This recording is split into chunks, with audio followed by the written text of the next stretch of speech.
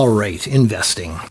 Even if you have some money to invest, investing will do you no good if you don't lay the foundation first. In the first video, you learned how you have to clean up your mess first. You can't make money on a 10% investment if you have 20% credit card debt. You need to get rid of your debt first, no matter what. Work as many jobs as you can. Even better, start your own business. Washing cars, cleaning houses, walking dogs, landscaping, babysitting, whatever it takes. The best investment you could ever make is in yourself. You make more money running your own business, not working for someone else. And also invest in your health. Eat right. Forget social media. Go to bed early. Train yourself to be responsible. Get rid of as much stuff as you possibly can, especially things that you are making payments on, because your number one goal when you're starting is to spend less than you earn, no matter how little money you make. People think having a house is an investment or a collector's item or Bitcoin or even stocks. If you own something and you wait for it to go up in value and then you sell it, yeah, you might make a profit on it, but then you don't have that thing anymore, and then you'll burn through that money in no time, and now you have no more house or collector item or Bitcoin or stock or anything, and you're back to nothing. Also, if you're making payments on that house, property taxes and repairs, that's not an asset, that's a liability. It's sucking your money. You're treading water just to own it, and that sucks, literally. What you want is something that makes you money without having to sell it. Having your own business is a good example of that. Maybe you wash people's cars, or you do video editing for some YouTuber, or you walk people's dogs for a fee, or you invented something, or you created a product and got it on Shark Tank like Kara's son did. But having a business is a lot of work. And that's what you do in your 30s and 40s and 50s. And while you're doing that, you should be socking away as much money and investing like crazy. And what you should be investing in is stuff that makes you money without you having to sell it and without you having to do anything. When people think investing, they think basic stuff like, maybe I should invest in some Bitcoin or Apple or Exxon or Coca-Cola, or I hear that's really good, or maybe I should invest in AI, that's really big right now. When investing, it's usually not wise to invest in something that's doing really good, that's actually asking for trouble. I know that's counterintuitive, but whatever is really big right now, everybody's already hopped on board that train, and it's overweighted. And when more people buy into a company than the company's really worth, even if it's one of the biggest in the world, it's overvalued, and it's just a matter of time until reality hits and that company's stock can fall dramatically to more realistic levels, and then you could lose half the money that you put into it. So you don't want to invest in individual companies. You want to invest in what's called index funds, or ETFs, exchange traded funds, which is basically a collection or a basket of the world's top companies, which is safer than just investing in one company. Index funds or ETFs can nosedive also, but the more diversified something is, the more cushioned it usually is. I'll get more into ETFs and stuff like that in the next video, but just know there are different types of stocks to invest in. Like, for example, a good one is REITs, which are really cool. REIT stands for Real Estate Investment Trust. You hear people talking all the time about how great real estate is as an investment. They buy beat up homes, they fix them up, and they sell them for a profit. That's a lot of work. That's a lot of hassle. Some people rent out their homes as an Airbnb. That's a hassle. Some people rent out their houses as rental properties, or small apartments or condos as a landlord. That's a hassle. People who rent don't respect what they rent. And then the owner is having to end up fixing it up and all the time, and dealing with legal hassles of having to, kick out the losers and the deadbeats. It's not worth the hassle in my book. What if you could just buy into a company that did all that for you? You pay some money, they do the landlording, and you get automatically paid every month. You don't even own the property. They own that property. They do everything. That's what REITs are. You never have to do anything but invest and watch the money come in. REITs are like ETFs. The big ones are very diversified. They all own all kinds of commercial and residential properties, malls, hospitals. They handle everything. You just buy into it, and then you never have to deal with the renters or fixing anything up. You can get in on the action just as easily as buying a stock. It literally takes minutes if you have an E-Trade account or Schwab or something like that. Gone are the days of having to call a stockbroker. Online trading is easy, fast, and cheap. I highly suggest you do not do day trading, which is where you constantly are buying and selling based on the stock market and your fear and excitement based on what other people are saying. Buy something, step away, and forget about it. I mean, that is really what works if you just give it time. Yes, it'll go up and it'll crash. It doesn't matter. Over 10 years, almost everything ends up going back up again. Not just where it started, but beyond that. Something that was just pennies during the Great Depression, the great stock market crash of 1929, probably ended up being over $100 a share 30 or 50 years later. In fact, the best time to buy stuff is when it's at its all-time lowest, and things couldn't be worse. You never want to buy things when things are doing great and the company is on top of the world, even though every cell in your body is saying, yes, yes, yes, I want to buy into the madness and hop on that train.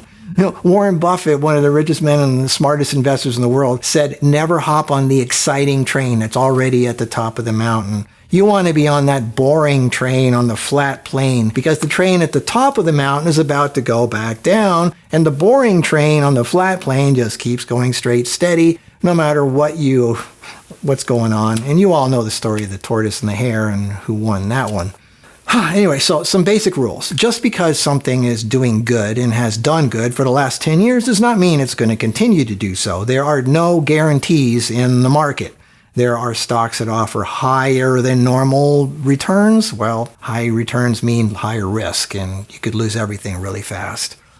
Because nothing is a sure thing and anything could happen at any time, a general rule with income is to have money coming in from as many things as possible, even if they're small amounts of money that just trickle in, like have a day job or run your own business or hire people to do the work for you or get some vending machines or wash cars while making videos on YouTube or Instagram where you review stuff and you post affiliate links. So if people buy what you review, then you get some money in from those sales.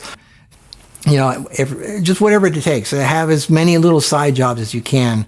Don't let your pride get in the way. Be a waiter or a waitress or help the local senior center. Or if you like animals, do something at the pet store or the local ranch or help kids or old people or animals. Whatever is out there, there's always someone that needs help and is willing to pay for it, even if it's just a little bit. Plus, you should be spending some time helping others anyway. Get money coming in from as many areas as you can, even if it's just a little bit from each. It all adds up. And then immediately invest as much of it as you possibly can. And to keep it safe, split up that investing portfolio into a bunch of different things.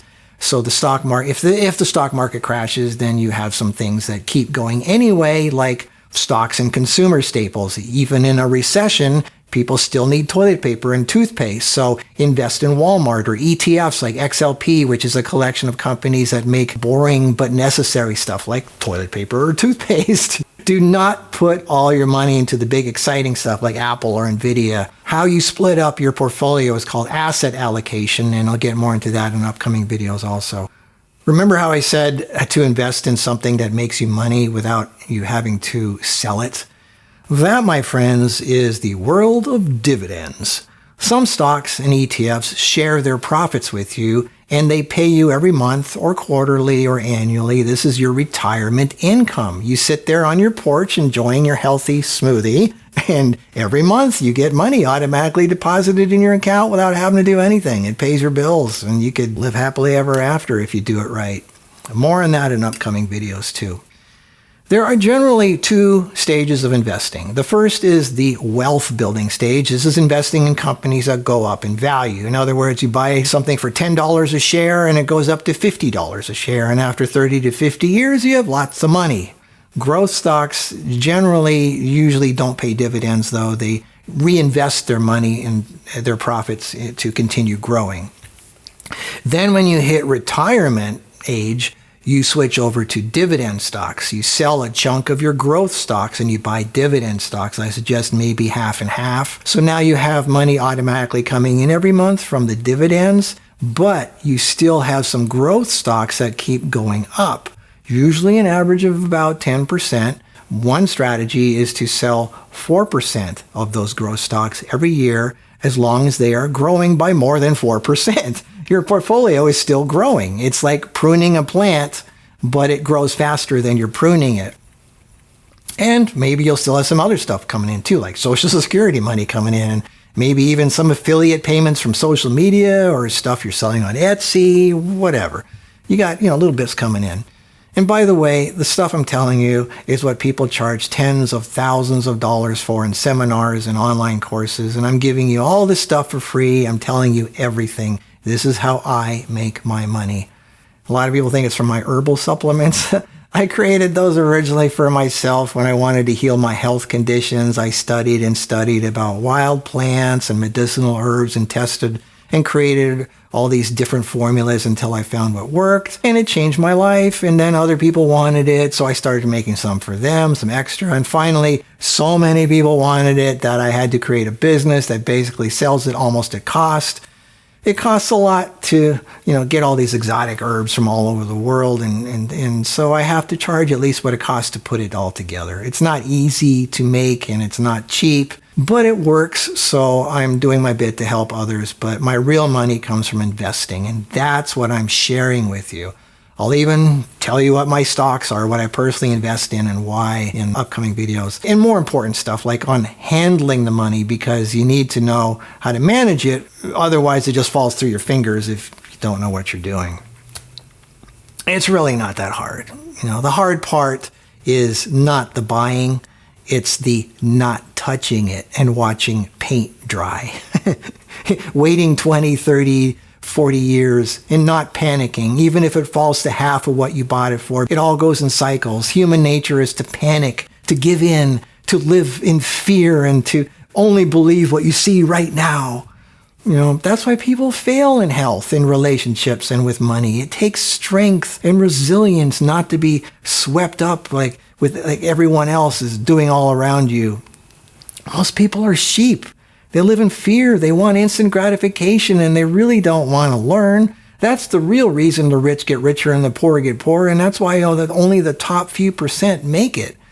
It's not a conspiracy. Sure, there's lots of greedy, mean, sick, twisted people in high places, but there's even more in low places, too. Don't get swept up by what everyone is saying, because you'll end up with the 90%. The people at the top realized a long time ago it's a waste of time trying to teach the masses, because the masses don't have patience. They want instant gratification. They want to feel good right now. They don't want to invest and wait 20 years. Fine. So the masses got fast food and alcohol and marijuana and antidepressants and Instagram. Don't blame the rich. They tried offering the masses health food and gym memberships and investment counseling, but they weren't interested. They wanted loud, fast cars and guns and beer instead. If only a few people are willing to put in the work, why am I even doing this? Why am I even making this video? I don't know. I must love being frustrated. This is one of the unhealthiest, overweight countries in the world. I wrote books. I went on tour 15 years ago telling people how to change that, how to heal themselves naturally, lose the weight, get rid of type 2 diabetes and heart disease and that thing that starts with the letter C, and offer them the most powerful herbs and tell them what to eat and what to stop eating. Maybe 10% of the people listened, and out of that, maybe 5% tried it. And out of that, maybe 2% took it seriously and didn't cheat. And out of that, 1% went all the way and changed their lives. So there's your 1%. Maybe you're in that 1%. If you are, great, congratulations. I applaud you. You are rare. You're the 1%. And it's no different with money. People want it now. Only 10% are willing to do what it takes. Out of that, maybe 5% have the patience to stick it out. And out of that, maybe 3% know what to do with it once the time comes. So why am I doing this? I don't know. I guess knowing I helped a few people means more than helping no one.